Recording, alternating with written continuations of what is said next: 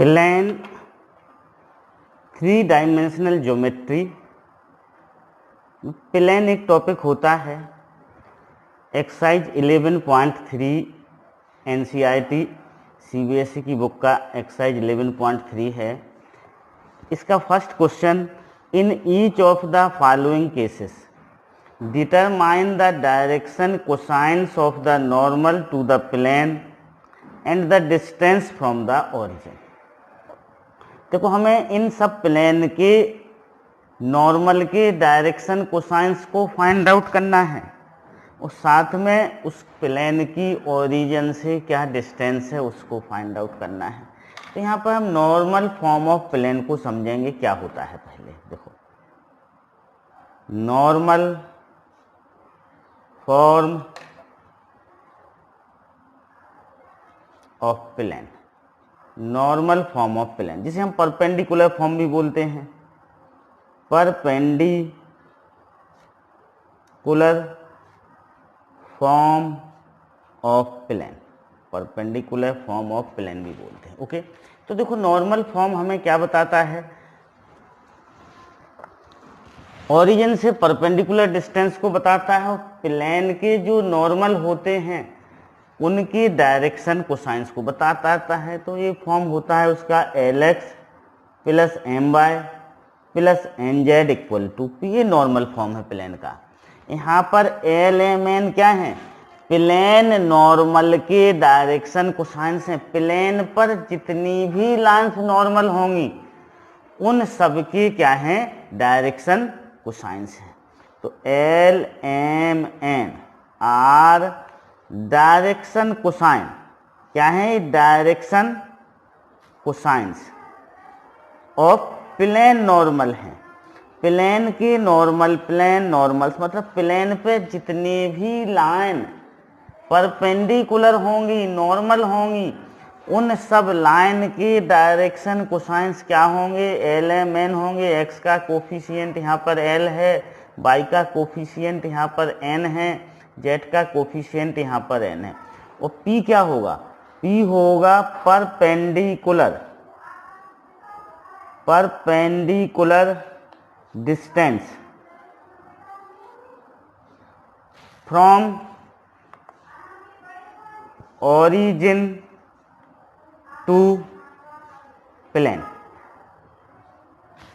Perpendicular distance from origin to plane. Okay, understood, clear.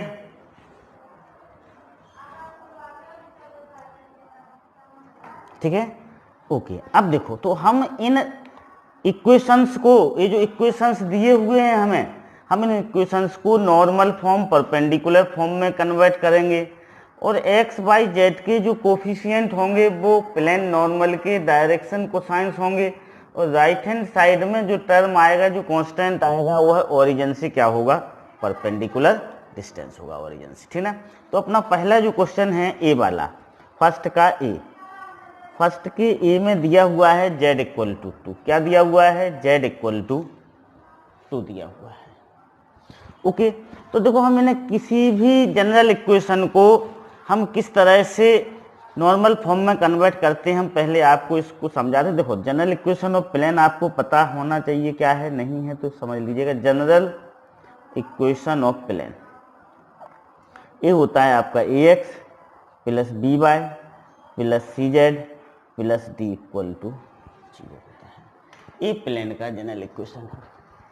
तो हमें किसी भी प्लेन को हम नॉर्मल फॉर्म में कन्वर्ट करते हैं तो पहले हम कांस्टेंट टर्म्स को कहाँ ले जाते हैं, राइट हैंड साइड में ले जाते हैं, फिर उसको हम क्या करते हैं, पॉजिटिव करते हैं। देखो, AX plus BY plus CZ को हम, इसको D को हम राइट हैंड साइड ले गए। अब ये राइट हैंड साइड में नेगेटिव आया पर हमें इस D को पॉजिटिव चाहिए है, तो हम सारे इक्वेशन को माइनस से क्या करेंगे, मल्टीप्लाई करेंगे, तो ये D हो जाएगा, ऐसे कन्वर्ट हो जाएगा।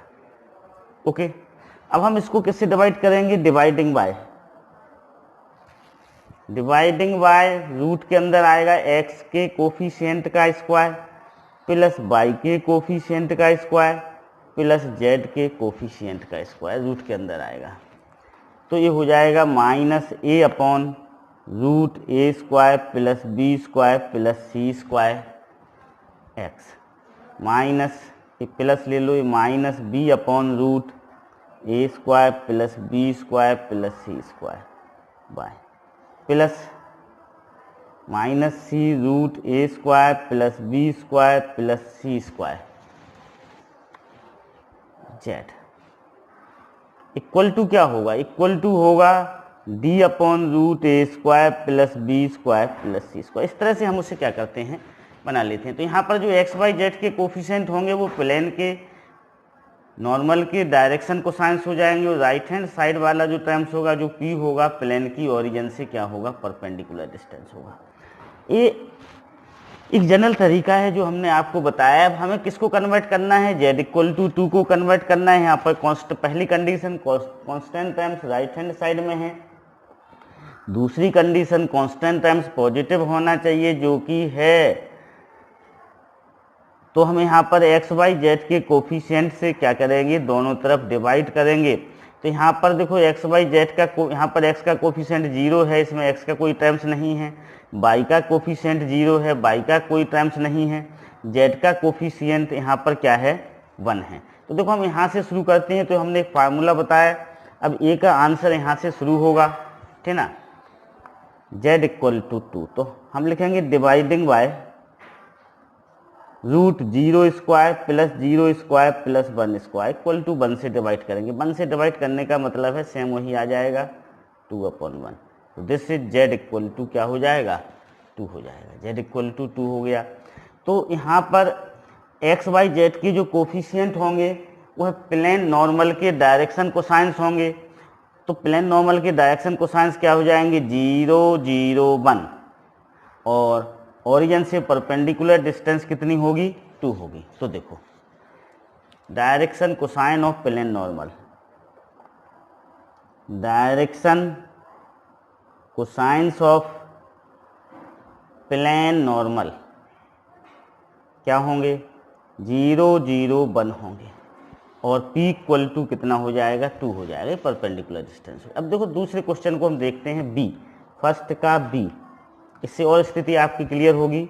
x plus Y plus Z equal to 1। हमें ये जनरल फॉर्म को हमें नॉर्मल फॉर्म में कन्वर्ट करना है। किस में कन्वर्ट करना है, नॉर्मल फॉर्म में। पहली कंडीशन क्या है, constant terms right hand side में होना चाहिए। दूसरी कंडीशन कांस्टेंट टर्म्स क्या होना चाहिए, पॉजिटिव होना चाहिए। दोनों कंडीशन को पहले से ही फॉलो कर रहा है। तो हम लिखेंगे डिवाइडिंग बाय रूट एक्स के कोफिशिएंट का स्क्वायर, वाई के कोफिशिएंट का स्क्वायर, जेड के कोफिशिएंट का स्क्वायर। यहाँ पर एक्स का कोफिशिएंट 1 है, वाई का कोफिशिएंट 1 है, जेड का कोफिशिएंट 1 है। तो √3 से डिवाइड करेंगे तो क्या हो जाएगा, 1/√3x plus 1/√3y plus 1/√3z equal to 1/√3। Okay, तो direction ratio of plane normal, direction ratio of plane normal क्या हो जाएगा, 1/√3 1/√3 1/√3, और P इक्वल टू क्या हो जाएगा, 1/√3। ये ओरिजिन से परपेंडिकुलर डिस्टेंस होगी। Okay, understood, clear. अब इसका सी प्रॉब्लम को हम देखते हैं। फर्स्ट का सी क्या दिया हुआ है, 2x plus 3y minus Z equal to 5 दिया हुआ है। ओके, तो देखो यहाँ पर फर्स्ट कंडीशन कांस्टेंट टर्म्स कहाँ होना चाहिए, राइट हैंड साइड में होना चाहिए, जो कि है पॉजिटिव भी है। तो हम सीधे तीसरी कंडीशन को लगाएंगे। यहाँ पर रूट के अंदर x का कोफिशिएंट का स्क्वायर प्लस y का कोफिशिएंट का स्क्वायर प्लस z के कोफिशिएंट के स्क्वायर को हम क्या करेंगे, डिवाइड करेंगे। ठीक है, तो फर्स्ट का see, this is 2x plus 3y minus Z equal to क्या है, 5 है। 2x plus 3y minus Z equal to 5। तो हम यहाँ पर डायरेक्ट लिखेंगे डिवाइडिंग बाय 2 का स्क्वायर प्लस 3 का square plus minus 1 square, this is 4 plus 9 plus 1 equal to √14। This is 2/√14x plus 3/√14y minus z/√14 √14 equal to 5 upon √14। Okay, तो direction ratio of direction cosines of plane normal क्या होंगे? 2 upon √14, 3 upon √14 minus 1 upon √14। X Y Z के जो coefficient होंगे वो plane normal के direction cosines हो जाएंगे। और p बराबर कितना होगा? 5 अपॉन √14। ये क्या है? Perpendicular distance from origin, perpendicular distance from origin. Okay, understood. अब देखो, अब आते हैं हम नेक्स्ट प्रॉब्लम डी पर। तो डी क्या कह रहा है आपसे? 5 + 8 इक्वल टू 0। तो डी क्या है? फर्स्ट का डी 5 + 8 इक्वल टू 0। पहली कंडीशन कांस्टेंट टर्म्स को हम राइट हैंड साइड में ले जाएंगे, दूसरी कंडीशन कांस्टेंट टर्म्स को हम पॉजिटिव करेंगे। तो कैसे करेंगे? सारे इक्वेशन को माइनस से मल्टीप्लाई करेंगे, तो -5 इक्वल टू 8। नेक्स्ट तीसरी डिवाइडिंग बाय x का कोफिशिएंट कितना है यहाँ पर? 0। x का कोई टर्म्स नहीं है तो x का कोफिशिएंट 0 माना जाएगा। y का कोफिशिएंट -5², z का कोफिशिएंट 0, तो इसको हम 25 इक्वल टू 5 डिवाइडिंग बाय 5। किसे डिवाइड करेंगे? 5 से डिवाइड करेंगे हम, तो कितना हो जाएगा? -5/5 equal to 8/5। So this is y/-1 equal to 8/5। तो direction ratio of plane normal, direction ratio of plane normal क्या हो जाएगा? x का कोफिशिएंट 0 है, y का कोफिशिएंट 0 है, नहीं सॉरी, x का कोफिशिएंट 0, y का कोफिशिएंट -1, z का 0 कोफिशिएंट 0, और p क्या हो जाएगा? 8/5 हो जाएगा। कितना हो जाएगा? p 8/5 हो जाएगा। Okay, understood. क्वेश्चन नंबर 2 देखिएगा। Find the vector equation of plane which is at a distance of 7 units from the origin and normal to the vector 3i cap plus 5j cap minus 6k cap। देखो, vector equation of plane which is at distance 7 unit from the origin. Origin से 7 unit दिया हुआ है, तो हमें p दे दिया गया है। क्या दे दिया? p इक्वल टू 7 है। And normal to the vector, इस वेक्टर के नॉर्मल है 3i cap plus 5j cap minus 6k cap. तो देखो, हमें यहाँ पर वेक्टर फॉर्म को समझना पड़ेगा। नॉर्मल फॉर्म क्या होता है वेक्टर फॉर्म में प्लेन का, तो हम पहले आपको उसको समझाते हैं, ठीक ना। Normal form of plane in vector form, किसमें? वेक्टर फॉर्म में, इन वेक्टर फॉर्म। तो देखो, होता है r dot N cap, r dot N cap equal to p होता है। क्या होता है? r dot N cap equal to p। यहाँ पर n कैप क्या है? यूनिट नॉर्मल वेक्टर है। n कैप क्या है? यूनिट नॉर्मल वेक्टर है, यूनिट वेक्टर है। ओके, तो यहाँ पर जो हमें वेक्टर दिया हुआ है, यहाँ पर वेक्टर n दिया हुआ है। इस क्वेश्चन में क्या दिया हुआ है? Vector n। वेक्टर n कितना दिया हुआ है हमें? 3i cap plus 5j cap minus 6k cap दिया हुआ है n।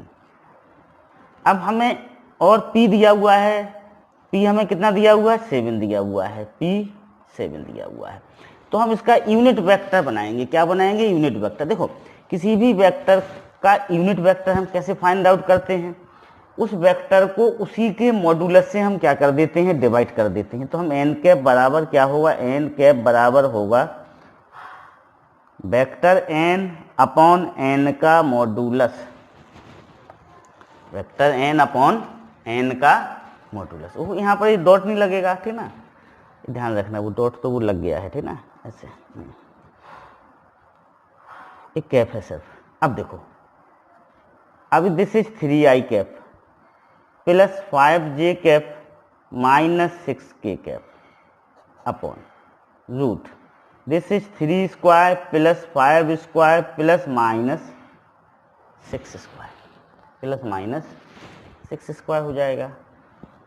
ओके, तो एन कैप इक्वल टू होगा 3i cap plus 5j cap minus 6k upon ये हो जाएगा आपका 9 प्लस 25 प्लस 36, 9 प्लस 25 प्लस 36 होगा, इनको हम ऐड कर लेंगे। ओके, तो 70 आ जाएगा, कितना आ जाएगा 70।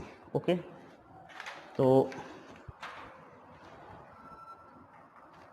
तो एन कैप हो जाएगा अपना, एन कैप क्या हो जाएगा 3 upon root 70 I cap plus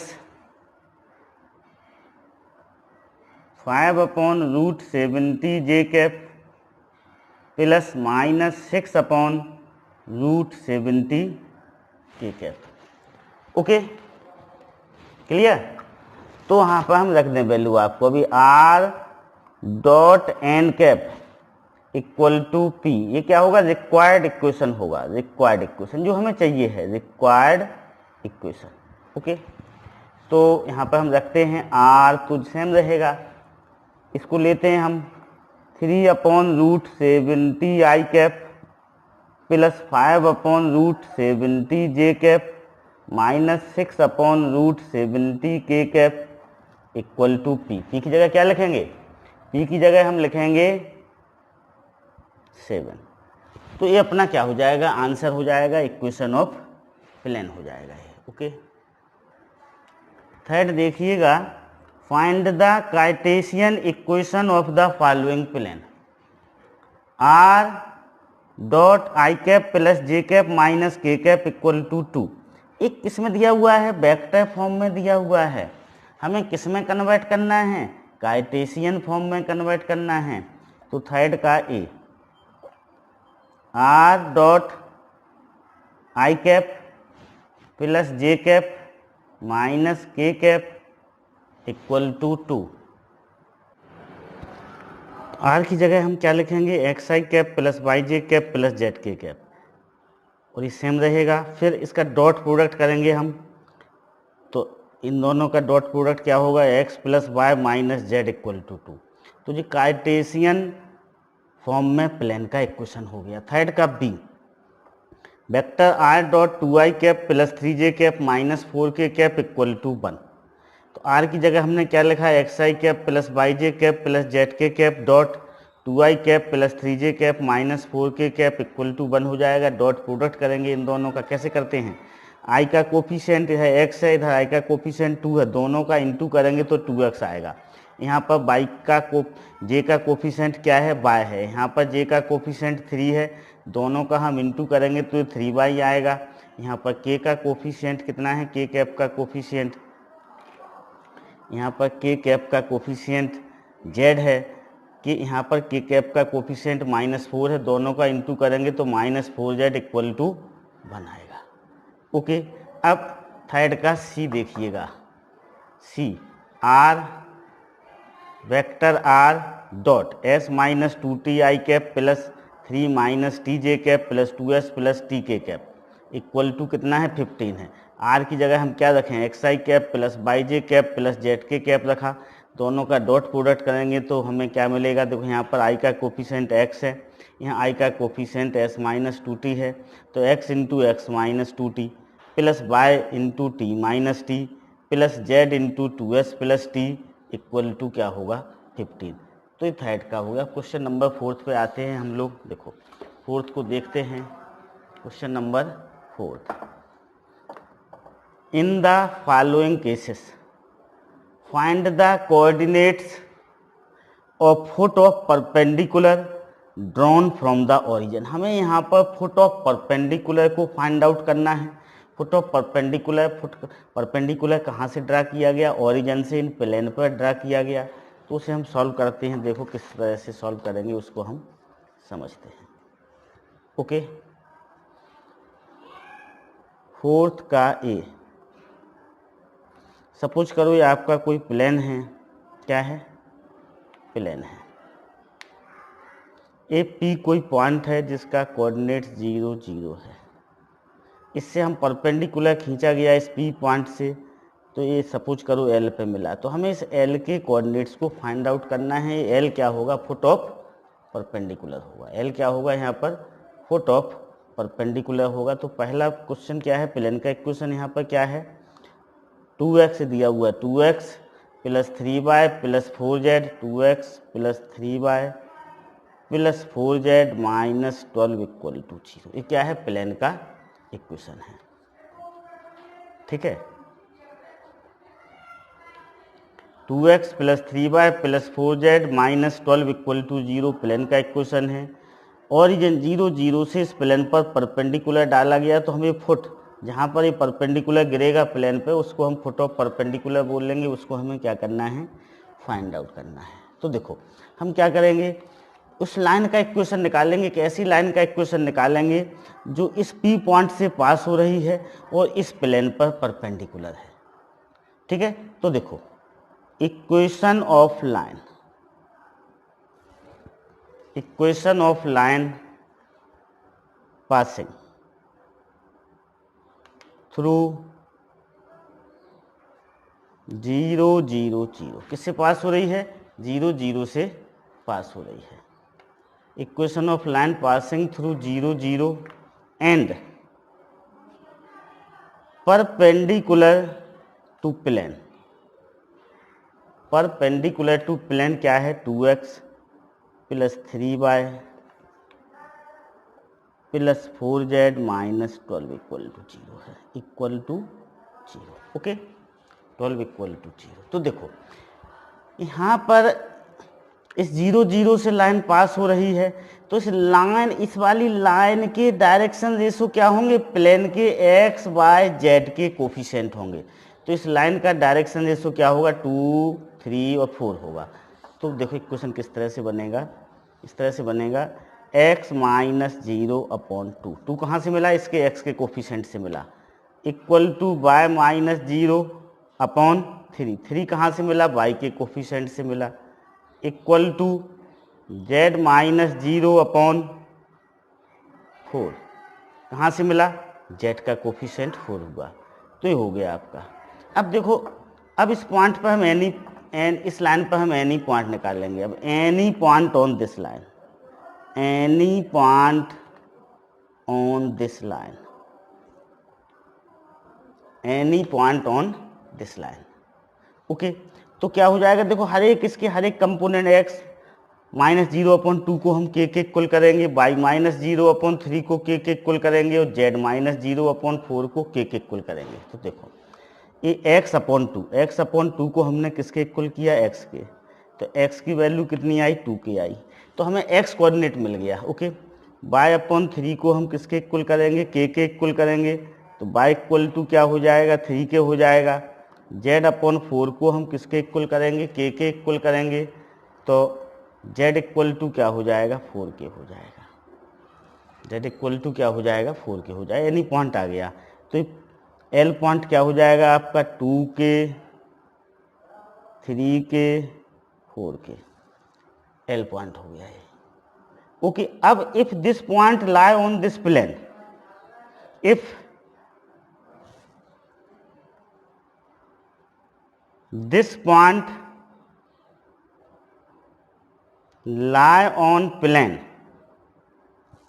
lie on plane, कौन से प्लेन पर, 2x plus 3y plus 4z minus 12 equal to 0। तो क्या होगा, 2 इंटू 2k, x की जगह हम इसका x कोऑर्डिनेट रखेंगे, 3 इंटू 3k, y की जगह y कोऑर्डिनेट रखेंगे, 4 into 4k minus 12 equal to 0। तो ये कितना हो जाएगा, 4k हो जाएगा ये 9k होगा, ये 16k होगा इक्वल टू 12। तो ये 29k इक्वल टू 12। तो k की वैल्यू कितनी हो जाएगी 12/29 k की वैल्यू। अब k की वैल्यू वापस हम इस पॉइंट में पुट कर देंगे तो हमें फुट ऑफ परपेंडिकुलर मिल जाएगा। ओके, तो देखो फुट ऑफ परपेंडिकुलर, तो ये हो जाएगा 2 × 12/29, 3 × 12/29, 4 × 12/29, तो 24/29, 36/29, 48/29। ओके, तो ये फुट ऑफ परपेंडिकुलर आ गया। देखो P00 है, ये फुट ऑफ परपेंडिकुलर है, प्लेन दिया 3y + 4z - 6 = 0। Equation of any line through 0 0 and perpendicular to plane 3y + 4z - 6 = 0 क्या होगा x - 0/0। 0 यहाँ पर x का कोफिशिएंट 0 है तो यहाँ पर 0 आएगा, y - 0/3 यहाँ पर y का कोफिशिएंट 3 है तो अपॉन से 3 आएगा। ओके, फिर z - 0/4। ओके, तो 0 0 से पास होने वाली लाइन है तो x - 0, y - 0, z - 0। इस प्लेन में x का कोफिशिएंट 0 है तो यहाँ 0 आएगा, y का कोफिशिएंट 3 है तो अपॉन में 3 आएगा, z का 4 है। Any point on this line L0, 3k, 4k। अब देखो if this point lie on the plane, इस वाले प्लेन में यदि लाई करेगा तो इसे सेटिस्फाई करेगा। तो y की जगह हम y कोऑर्डिनेट रखेंगे, z की जगह z कोऑर्डिनेट रखेंगे, तो यहाँ जाएगा k की वैल्यू 6/25 आ जाएगी। कितनी आ जाएगी k की value 6/। Required point foot of perpendicular क्या होगा, इस k की वैल्यू को इस l वाले कोऑर्डिनेट्स में पुट करेंगे तो 0, 18/25, 24/25।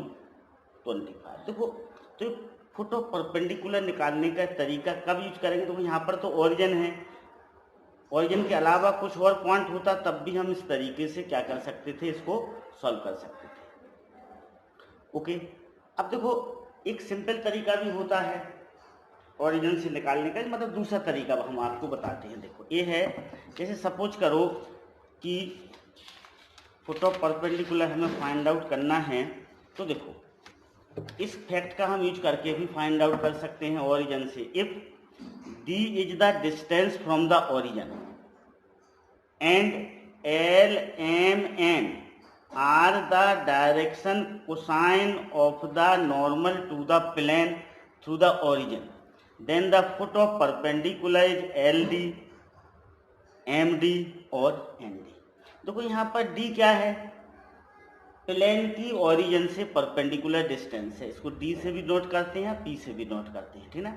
If D is the distance from the origin and L, M, N are the direction cosines of the normal to the plane through the origin, then the foot of perpendicular is LD, MD, ND। तो देखो सी वाले questions को हम इसी method से आपको solve करके दिखाते हैं। तो सी वाला क्वेश्चन है आपका फोर्थ का सी। देखो फोर्थ का सी क्या है, फोर्थ का सी है आपका x + y + z = 1। इसमें हमें क्या निकालना है, ओरिजिन से फुट ऑफ परपेंडिकुलर निकालना है।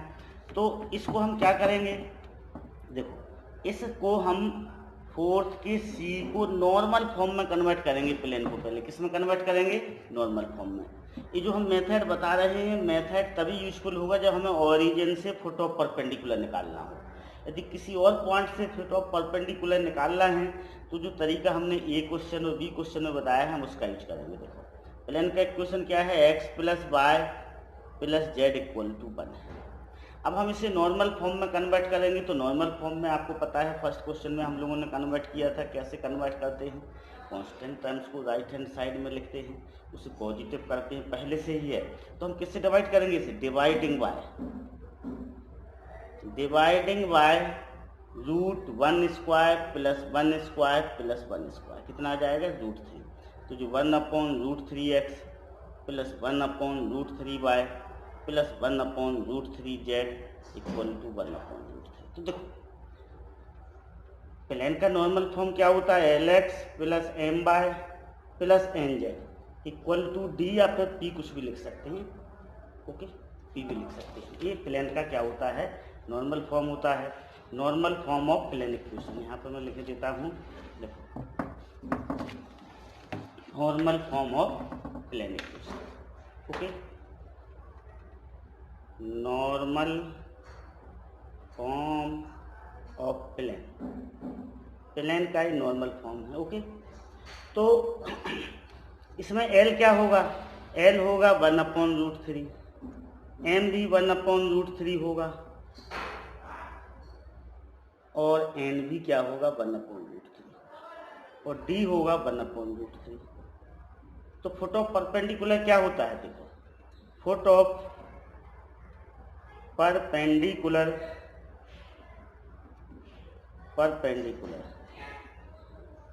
From origin, foot of perpendicular from origin क्या हो जाएगा, एल डी, एम डी और एन डी होगा, ठीक है। तो 1/√3 इंटू 1/√3, फिर 1/√3 इंटू 1/√3, फिर 1/√3 इंटू 1/√3, ये हो जाएगा 1/3, 1/3, 1/3। ये अपना क्या हो जाएगा, foot of perpendicular from origin हो जाएगा, okay, understood.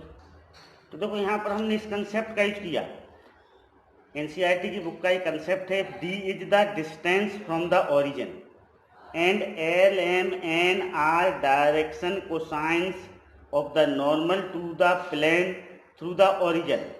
Then the foot of perpendicular is LD, MD, ND.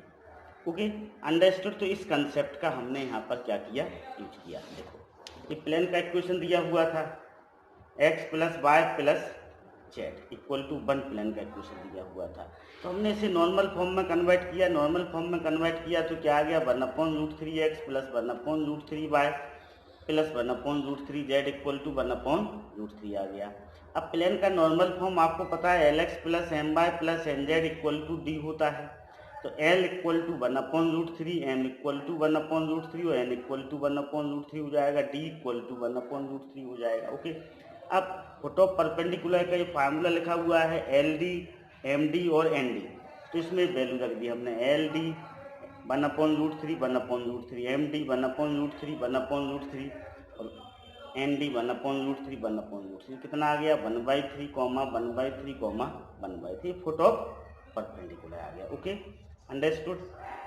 Now next question number 4, 5y + 8, तो इसको भी हम इसी मेथड से करेंगे। डी क्या है,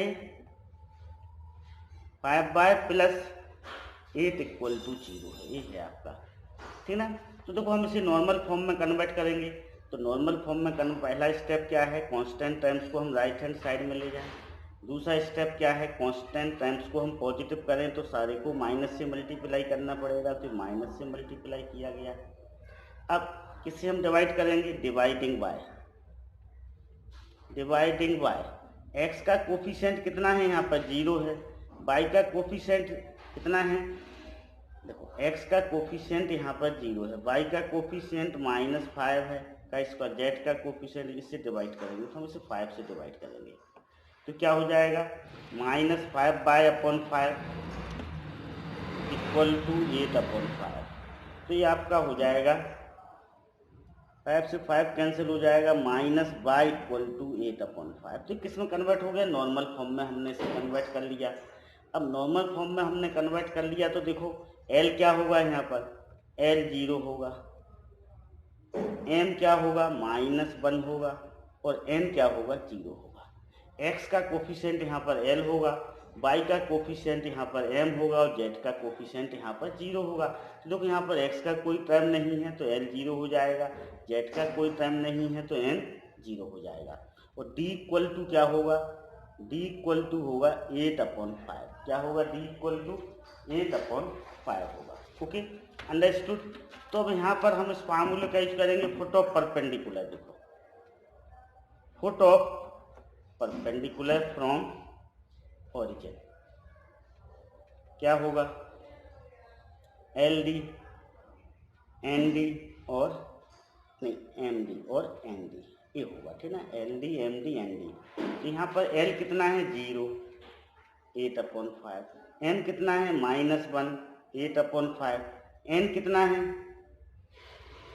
एन की वैल्यू कितनी है भाई साहब 0 8/5, तो 0 -8/5 0, ये हो जाएगा। ओके अंडरस्टूड, 0 -8/5 0, तो फुट ऑफ परपेंडिकुलर आ गया। क्लियर? ओके।